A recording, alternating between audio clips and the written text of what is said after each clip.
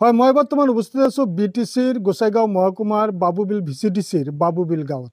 আৰু এই বাবুবিল গাঁৱত এগৰাকী অসহায় বিশেষভাৱে সক্ষম মহিলাৰ বিষয়ে আমি ক'ব বিচাৰিছোঁ। প্ৰথমতে মই মহিলাগৰাকীৰ ঘৰ দেখুৱাব বিচাৰিছোঁ। সামগ্ৰিক দৃশ্যটো মই প্ৰথমতে দেখুৱাই ল'ব বিচাৰিছোঁ। একেবাৰে দুখীয়া নিচলা মহিলাগৰাকী প্ৰায় চৰকাৰী সকলো আঁচনিৰ পৰা বঞ্চিত হ'ব লগা হৈছে।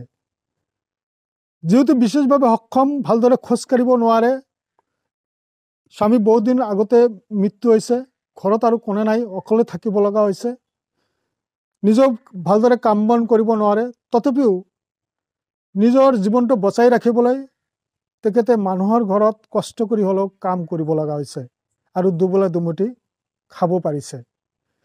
মই সেই মহিলাগৰাকীক দেখুৱাইছোঁ। প্ৰথমতে তেখেতৰ লগত মই প্ৰথমে কথা পাতিব বিচাৰিছোঁ। বাইদেউ, আপোনাৰ ওচৰলৈ আহিছোঁ। আপোনাৰ নাম কি?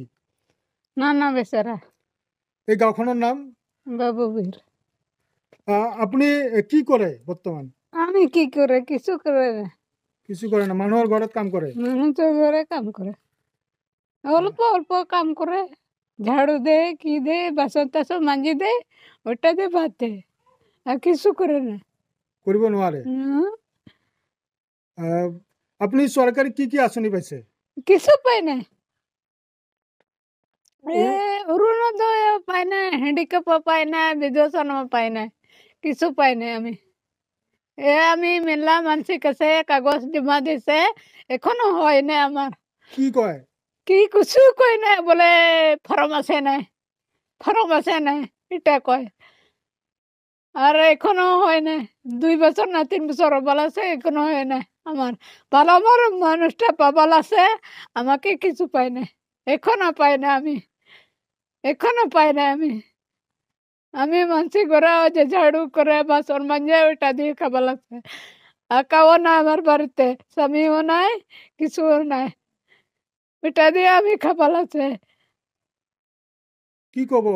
চৰকাৰৰ ওচৰত কিবা আবেদন জনাব? জানাবো তো, আমি হ্যান্ডিক্যাপ দিয়ে দে, হ্যান্ডিক্যাপ দে আমাকে দিয়ে দে। হ্যান্ডিক্যাপ পাব লাগে, বিধবা পেনশন, পেনশন আর অরুণোদয় আঁচনি, অরুণোদয় আছে, একটা পাইলে তাও হইলো হয়। এটাও পায় নাই। একটাও পাই না আমি, একটাও পাই না আমি, একটাও পাই না। আমি মিছে কথা কবে না, অনেক দিন থেকে পাই না। আপনি আমি ভোট দেন? ভোট তো দিবাল আছে, মানুষের কাছে দেয়, এখনো কিছু দেয় নাই আমাকে। ভোটটা তো দিবাল আছে, বছর বছর দিবাল আছে, যে সময় ভোট হয় ওই সময় দেয়, তাও আমাকে দেয় না। ধন্যবাদ থাকিল। হয়, তেখেতে আসলে দুখৰে এই কথাখিনি কৈছে। চৰকাৰে যি উদ্দেশ্য লৈ দৰিদ্ৰ সীমাৰেখাৰ তলৰ বা দৰিদ্ৰ পৰিয়ালৰ কাৰণে যি আঁচনিসমূহ লৈছে, সেই আঁচনিসমূহৰ দ্বাৰা যদি এনেকুৱা ধৰণৰ ব্যক্তি, অৰ্থাৎ নেনো বেচৰাৰ দৰে মহিলাই যদি সুবিধা লাভ কৰিব নোৱাৰে, তেনেহ'লে চৰকাৰে আঁচনি লোৱাৰ কিবা সাৰ্থকতা থাকিবনে? আমি কথা পাতিব বিচাৰিম গাঁওখনৰ এজন ব্যক্তি আছে, তেখেতৰ লগত। দাদা, আপোনাৰ ওচৰলৈ আহিছোঁ, কি ক'ব? ময়ো কম এইটোৱেই আৰু কি, এই এনেকুৱা মানুহ অকলে আছে ঘৰত, কোনেও নাই, সিহঁতৰ স্বামী বহুত দিন পৰা মাৰা গৈছে।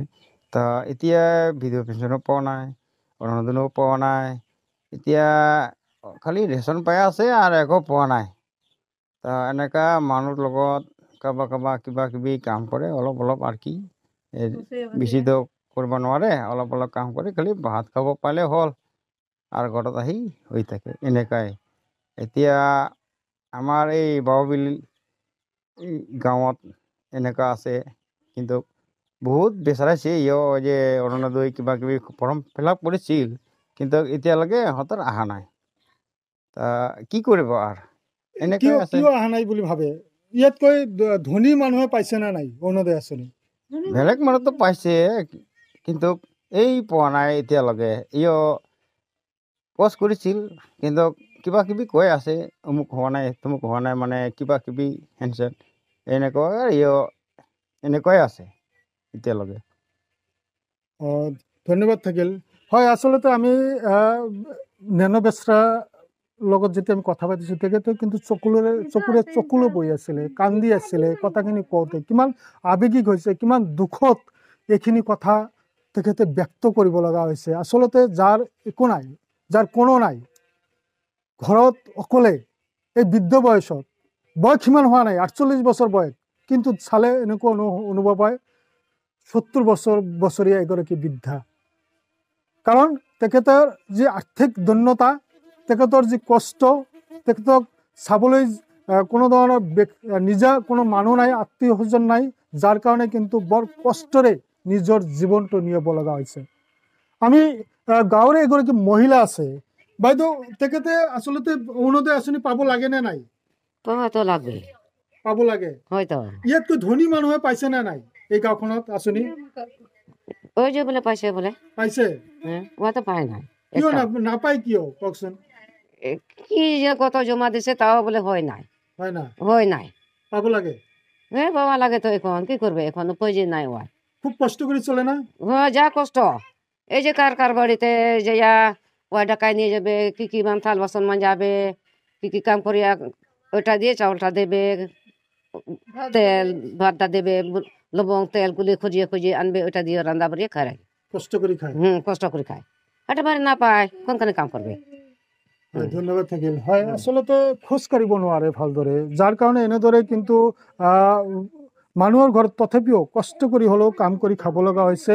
আৰু সেইগৰাকী ব্যক্তি নেনো বেচেৰাক আমি দেখুৱাইছোঁ। তেখেতে এক কথাত ক'বলৈ গ'লে বৰ দুখৰ মাজত আছে, বৰ কষ্টৰ মাজত আছে। তেখেতে বিচাৰিছে আচলতে অৰুণোদয় আঁচনিটো তেখেতৰ হ'ব লাগে। কেইবাবাৰো 2-3 বছৰৰ পৰা কেইবাবাৰো তেখেতে নিজৰ যিখিনি ডকুমেণ্টছ, নথি পত্ৰ, সেয়া গাঁৱৰ যি VCDCৰ মেম্বাৰ বা VCDCৰ চেয়াৰমেনলৈ লৈ গৈছে, কিন্তু তেখেতসকলে কৈছে তোমাৰ এই বুলি নহয়।